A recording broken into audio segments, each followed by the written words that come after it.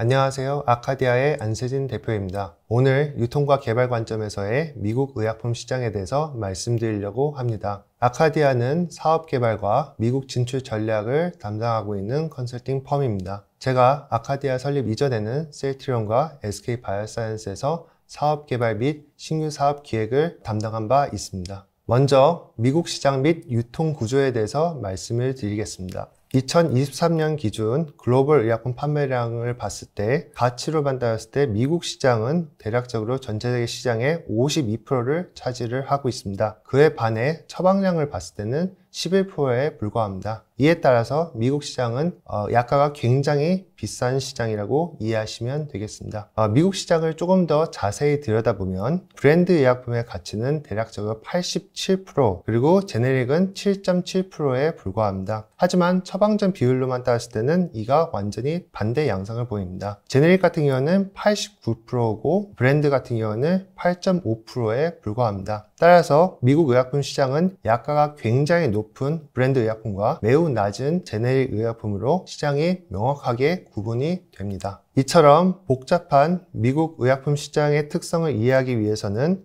주요 이해관계자들에 대해서 이해를 해야 됩니다. 미국 의약품의 유통과 매출, 약가 등을 이해하기 위해서는 의약품이 거쳐가는 모든 이해관계자들에 대한 이해가 필요합니다. 제조사들은 어떤 제품을 개발할 것인지, 그리고 그 제품들이 어떤 허가 경로를 통해서 승인을 받는지, 그리고 그 제품들이 어떤 방식으로 유통이 되는지, 그에 따라서 어떤 유통사를 선택을 해야 되는지, 조제자에 대해서는 리테일 채널인지 비리테일 채널인지를 이해를 명확하게 해야 됩니다. 그리고 그 이후 어떤 주체가 지불을 해야 되는지에 대해서 이해를 해야 되고 공동구매 단체에 대해서도 이해를 해야 됩니다. 환자는 외래 환자인지 그리고 입원 환자인지를 이해할 필요성이 존재합니다. 본 슬라이드서부터는 본격적으로 미국 유통 구조에 대해서 이야기를 할 텐데요. 가장 먼저 미국 보험서부터 이야기를 해보겠습니다. 우리나라 같은 경우는 국민건강보험이라는 싱글 페어 시스템을 가진 데 반해 미국 같은 경우는 다양한 지불자들이 존재하고 있는 멀티 페어 시스템으로 운영이 됩니다. 예컨대 우리나라 같은 경우는 신약이 허가받았을 때 건강보험심사평가원에서 의약품에 대한 평가를 진행하게 되고 이에 따른 약가 협상을 진행하게 됩니다. 이에 따라 단일 약가를 수령하게 되고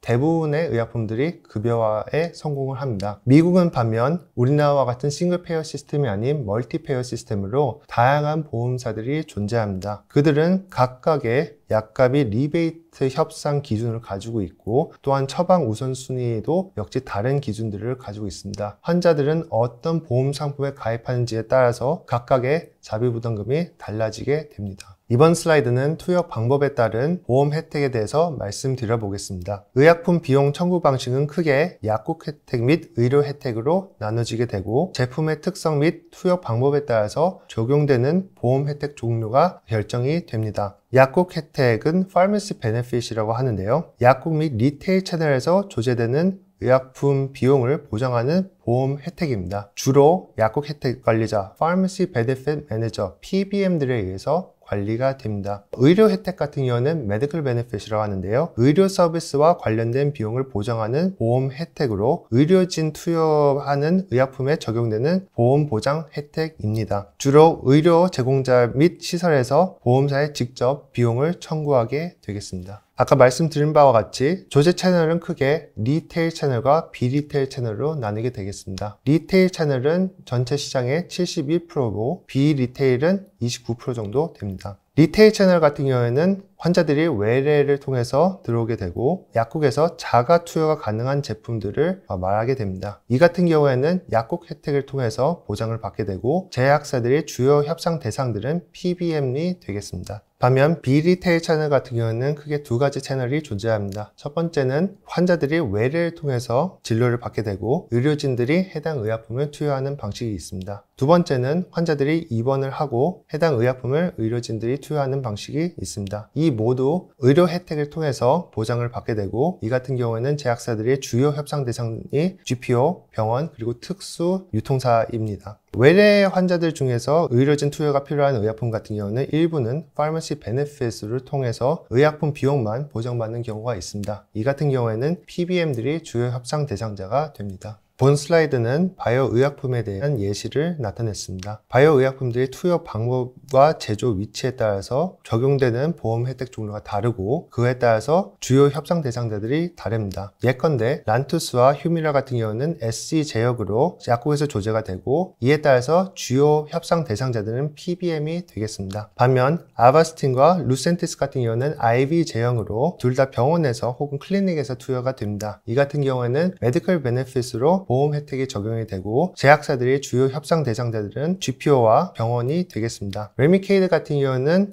예외 사항인데요. IV 제형인데도 불구하고 최근 들어는 파마시 베네핏으로 인하여 보험 혜택이 적용이 되고 주요 협상 대상자가 최근 PBM들이 직접 관리하게 되었습니다. 이번 슬라이드는 브랜드 리테일 유통 구조에 대해서 말씀을 드리려고 합니다. 먼저 환자들은 보험 상품에 가입을 하게 되겠습니다. 그러면 보험사는 해당 의약품 비용 절감 업무를 PBM들한테 맡기게 됩니다. PBM들은 먼저 임상적 차별성에 대해서 평가를 하고 이에 따라서 보장 여부를 결정하게 됩니다. 그 이후 제약사들과의 리베이트 협상을 통하여 약가 협상을 하고 이에 따라서 보장 범위를 결정하게 됩니다. 그러면 이 결과에 따라서 권장 처방 목록을 PBM들이 작성하게 되고 의사들은 스탠더드 오브 케어에 따라서 제품을 처방을 하게 되겠습니다. 물리적인 유통으로 가보겠습니다. 제조사들은 유통사에 제품을 도배로 판매하게 되겠습니다. 그리고 유통사들은 유통 네트워크에 포함되어 있는 조제자들에게 제품들을 납품하게 되겠습니다. 그러면 조제자들은 환자들에게 제품들을 제공하게 되는 것이죠. 앞서 보셨다시피 PBM들이 브랜드 의약품 처방에 있어서 굉장히 중요한 역할을 합니다. 따라서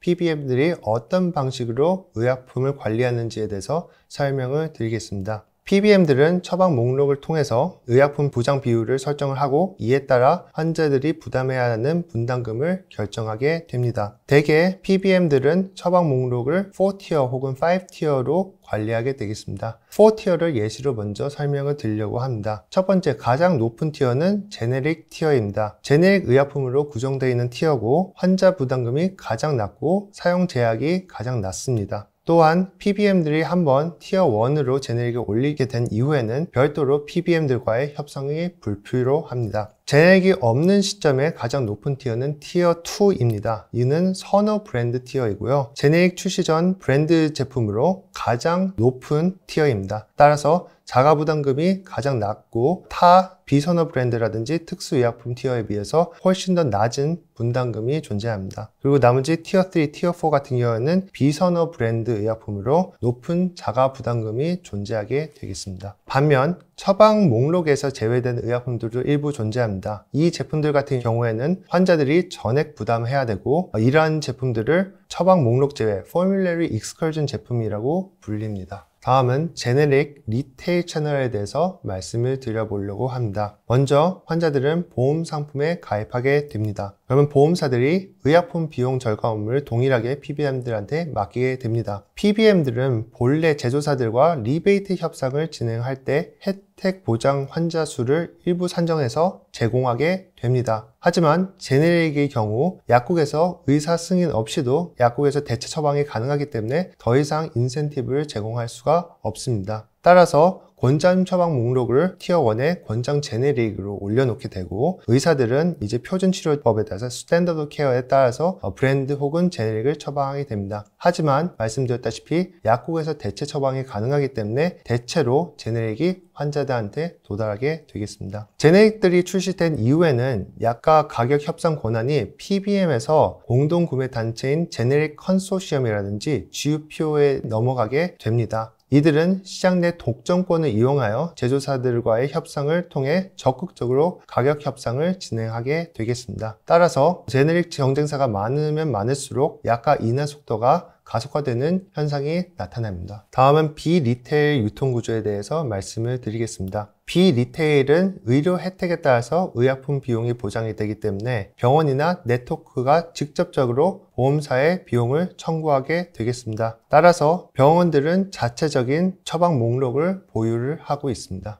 따라서 병원은 제조사들과 직접적으로 단가 협상을 하거나 혹은 공동 구매 집단을 통해서 단가 협상을 진행하게 되겠습니다. 브랜드만 있을 경우에는 구매 할인율이 그렇게 높진 않지만 제네릭 제조사가 많을 경우에는 공동 구매 집단이 여러 개의 제네릭사들과 협상하기 때문에 상당히 큰 할인폭으로 제품을 협상하게 되겠습니다. 그리고 제조사들은 동일하게 유통사에게 제품을 도매로 판매하게 되고 유통사들은 병원 내 약국에 제품을 유통하게 되겠습니다. 그러면 병원 내 약국은 의약품을 의사에게 전달하게 되고 의사들은 스탠더드 오브 케어에 따라서 의약품을 환자에게 투여하게 되겠습니다. 다음은 제품별 시장 특성과 전략에 대해서 말씀을 드리겠습니다. 먼저 브랜드 의약품의 특성, First in Class와 Best in Class에 대해서 말씀을 드리려고 합니다. 미국 의약품 시장에서는 기존 치료 대비 임상적 우월성 혹은 차별성이 분명해야지 표준 치료제 그리고 스탠더드 오브 케어로 자리 잡을 수 있습니다. First in Class 의약품은 일반적으로 효능이나 안정성에서 문제가 발생하지 않은 한 해당 계열 의약품 중 표준 치료제로 자리를 잡는 경향이 존재합니다. 후발주자들은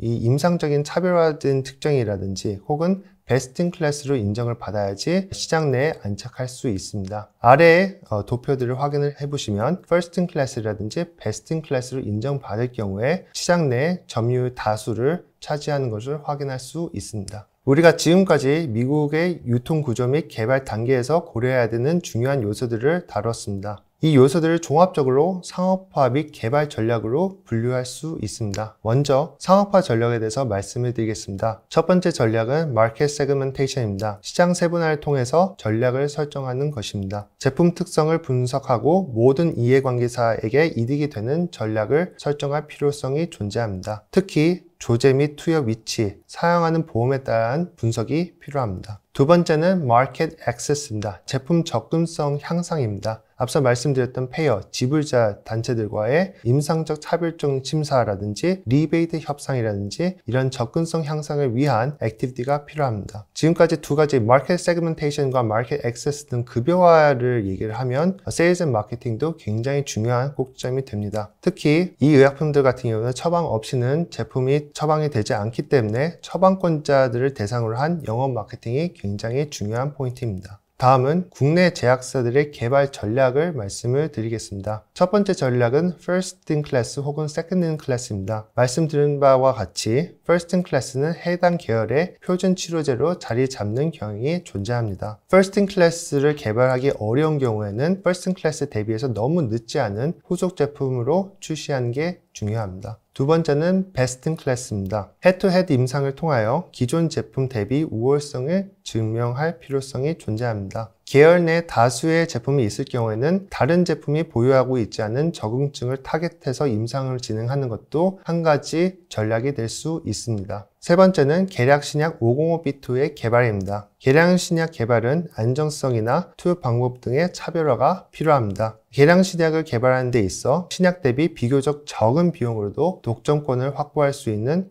장점이 존재합니다. 다만 비용 외에 개선점이 없을 경우에는 시장 내 자리 잡기 어려울 수 있는 점을 말씀을 드립니다. 다음은 제네릭 의약품의 시장 특성에 대해서 말씀을 드리겠습니다. 제네릭의 수익성은 특허 만료 직후가 가장 크고 이후 약가 인하 속도는 진입 경쟁사 수에 비례해 결정이 됩니다. 밑에 크레스터 케이스 스터디가 있는데요. 크레스터 같은 경우는 특허 만료 이전 2015년 기준에서 미국 시장은 3.9조 원으로 추산이 되고 있습니다. 2016년 5월 첫 제네릭이 출시된 이후에 같은 해 8개의 제네릭이 출시한 바 있습니다. 제네릭 출시 6개월 만에 브랜드 점유율은 20% 이하로 떨어지게 되었으며 전체 시장 크기가 약 6분의 1 수준으로 축소가 되었습니다. 이번 슬라이드는 제네릭의 주요 전략을 다루고 있습니다. 제네릭의 성공 핵심 요소를 크게 세 가지로 뽑고 싶습니다. 첫 번째는 타임 투 마켓, 신속한 출시 타임라인을 가지는 전략. 두 번째는 프라이싱 및 코스트 에피션시, 약가 및 생산 효율. 세 번째는 컴플렉스하고 니치, 복잡하고 니치 시장을 타겟하는 것을 주요 핵심 요소로 뽑고 싶습니다. 먼저 타임 투 마켓에 대해서 말씀을 드리겠습니다. 퍼스트 제네릭을 개발했을 때 신속한 개발 타임라인 및 출시 타임라인이 필요합니다. 또한 일부 경우 드러그 쇼티지가 발생했을 때 생산 신속성을 확보하여 드러그 쇼티지에 대한 대응력을 키우는 것이 중요한 전략이 되겠습니다. 두 번째, pricing 및 cost efficiency, 약가 및 생산 효율. 단가 협상에 유리한 공급 단가를 보유하는 것이 중요한 전략입니다. 또한 낮은 생산 단가로 시장에서 제품을 판매할 수 있어야 됩니다. 세 번째는 컴플렉스와 니치, 복잡하고 니치한 시장. 생동 및 용출 난이도가 높아 제네릭 개발이 어려운 제품이라든지 니치 제품 특성으로 경쟁사가 적은 시장을 타겟하는 것도 중요한 핵심 요소입니다. 이 세 가지 성공 요소를 종합했을 때 우리나라 제약사들이 선택할 수 있는 개발 전략은 총 세 가지가 존재합니다. 첫 번째는 퍼스트 제네릭에 집중하는 전략입니다. 경쟁사가 비교적 적고 복잡한 니치 퍼스트 제네릭이거나 혹은 브랜드 계열 의약품 중에서 후발 제품에 대한 퍼스트 제네릭을 개발하는 것을 건의를 드리고자 합니다. 하지만 제품 개발 시 first 혹은 best in class는 선택에서 제외하는 것을 건의드립니다. 여기에서 first 혹은 best in class 제품을 선택하지 않은 이유는 해당 제품들 같은 경우는 제네릭 경쟁이 매우 치열하기 때문에 퍼스트 제네릭으로서도 추천드리고 싶지 않습니다. 두 번째는 정부 입찰 시장입니다. 가격 경쟁력을 가지고 있는 인도와 중국 생산 제품들이 들어올 수 없는 정부 조달 시장에 집중하는 게 하나의 전략이기도 합니다. 우리나라 같은 경우는 Trade Agreements Act, 무역협정법의 협정국가로 해당 시장에 들어가는 게 제약이 없습니다. 반면 인도와 중국은 TAA compliant 국가가 아니기 때문에 해당 계약에 들어갈 수 없는 제약이 일부 존재합니다. 세 번째는 제네릭 드럭 쇼티지로 기회를 창출을 모색하는 전략입니다. 장기적으로 부족한 제네릭이 일부 존재하는데 해당 제품들에 대한 출시를 검토할 필요성들이 존재합니다. 지금까지 유통과 개발 관점에서의 미국 시장을 살펴보았습니다. 미국은